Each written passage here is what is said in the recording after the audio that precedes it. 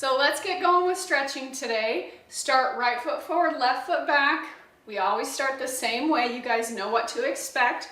Reach up, look up, push up off your back toes, and then sweep your arms back and lift your front toes. And you get to choose the speed of this, how fast you're moving. If you want to hold it a little longer, you can. I like to start off a little slow just to find out where I am really tight at. And my abs are sore today. Last one on this side. And send the hips back. Okay, let's switch up the feet. And do the other side. Reach up. And send it back. Sometimes when you find out where you're tight or sore, maybe spend a little extra time there. Let's do one more on this side.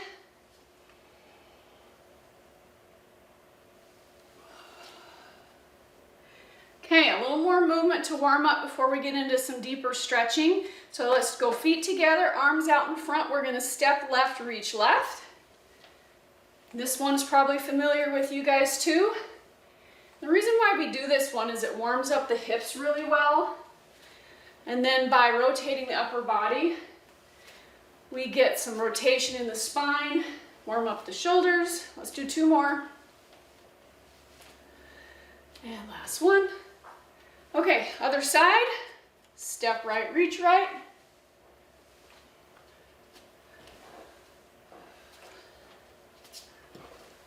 Let's do two more on this side.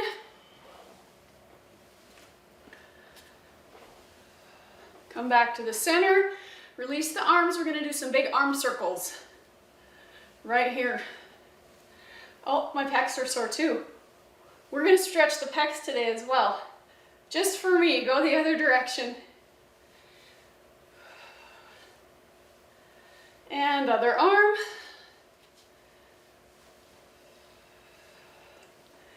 And other way. Okay, let's go to wide legs. We'll just do some big inhales, exhales with movement. So take a big inhale, reach up, and then as you exhale, bend your knees, push your hips back and fold. We'll just do a few more like that at your own speed.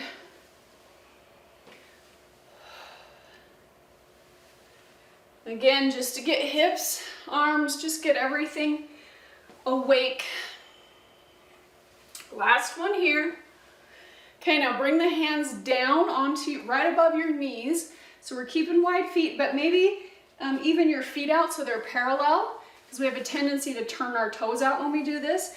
Hands on your knees, but then push your weight into your pinky toes, and that should move your knees out a little bit and lift your arches. Okay, so from here we're just going to move side to side, and try not to let the arches of your feet drop as you move. It's probably something you don't pay very close attention to, is what your arches are doing. But when you drop your arches, it causes your ankle to move in and your foot to pronate, and then it actually can affect your knees and your hips too, because every joint affects the other one.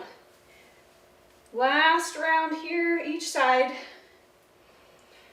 Okay, we'll come all the way back up, and we're gonna go to the wall now and do some pec stretching and open up the shoulders a little bit. So on this one, you just find your wall, put your hand on it. So your hand is moving away from you, and then you just start to walk forward, trying to move your shoulder in towards the wall. And since when you're sore, your muscles shorten, which is protective, so don't push past that. Like if you're normally more flexible, when you're sore, don't push any further than that, because you can actually tear muscle fibers. So we want really gentle stretching when you're sore. Just something to remember for the future. Okay, let's flip around. So other palm moves back, and then move yourself in towards the wall. And again, keep your spine tall when you do these, because we just don't want to ever lose the good posture in your spine. So we just don't want to be slouching at all here. Okay, let's release this arm. Now we're going to move into pecs and a little bit of rotators in the shoulders. So you kind of need an edge. You can still do this with a flat wall. You'll just be facing the wall when you do it, which is fine. So we put the elbow and the palm on the wall. And I'm just doing it here so I can face you well. And then, so your arms at 90 degrees like this, okay? And then you just start to turn your body away until you really get a good stretch in your shoulder and pec muscle right there. So, because when we move our arm up to that 90, it opens up that space in the shoulder a bit more. So we'll hold it there a little bit longer. And anytime something feels uncomfortable, take deep breaths, and it tells your body to relax. And you can stretch a lot better when you're relaxed. Okay, let's turn and do the other side. So elbow and palm against the wall, and then turn your body until you get a deep stretch. And we don't want the elbow up too high or down too low, just right in line, your elbow right in line with your shoulder joint. We'll hold that just a little bit longer and then release it. Okay, we're going to use the wall a little bit more. You don't really need a wall for this one, but we're going to try it out today. So I'm going to back up against the wall so that heels are probably about a foot length away from the wall, and you can adjust them as you need to. We're going to bend the knees a little bit. Okay, so we're going to try and get into our hamstrings here. And then you're going to fold forward. You can use your hands to support you until you feel your sit bones against the wall. If it feels like the wall's pushing you over, move your feet further forward. Okay? So from right here, roll shoulders down and back, squeeze shoulder blades together, and then you're going to start to try and push your sit bones, your hips, up the wall. Try and slide them up until you feel your hamstrings, because this takes the stretch out of our lower back. We don't want the stretch in our lower back. Now slide your hips back down the wall a little bit. And let's do it again. Long spine, shoulders down and back, and slide your sit bones up the wall as far as you can get them, but without rounding your back. This is a really good way to stretch the hamstrings so that you're actually stretching the hamstrings and you're not stretching glutes and low back. Because a lot of times if you round your back, you're not actually stretching your hamstrings well. Okay, let's walk ourselves back up. We'll do our hip stretch using the wall. Again, you don't have to use a wall on this one. So hips go against the wall, get your left foot further forward, and then our right leg is going to come up, cross the ankle, and fold forward. And we've done this one before, but now we've taken the balance out so you can focus a little more on the stretch. So if you want to focus more on the balance, then don't use the wall. Okay, now let's flex the right foot. Hold it there a little longer, and then maybe you can grab the outside of the knee and pull it up, and then push it down, hold it down, and then release. Let's switch sides. Cross the ankle over. Start to fold forward. We're hinging from the hips, not rounding the back, hinging from the hips. Hold it here. This is just another option, like if you want to use a wall or a chair or more balance. Let's flex the left foot, then pull the knee up, and then push it down a little further and hold, and then bring it back up. Okay, good job.